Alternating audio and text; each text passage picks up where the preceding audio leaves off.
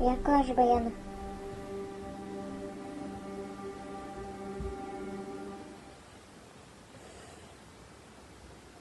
Sen yumurta getirdin mi?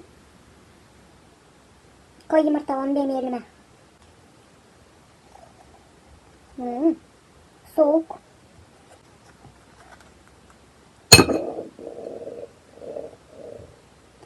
İlkisini taratmışsın sen. İkinciyi de mi isteyorsun tarama?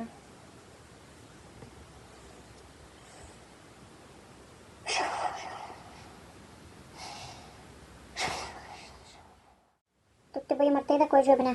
Bak kırma. Eve geldiğin ye onu. Saklı kimse görmesin. Şu. Çağır birini. Geldin.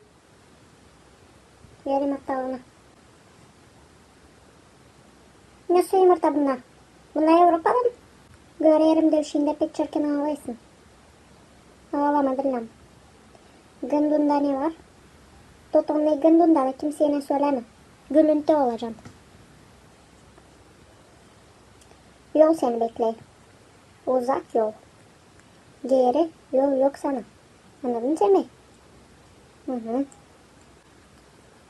Başka bir şey görmeyeyim. Senin yumurtaların pek küçük. Yoruldum ben. Hadi git.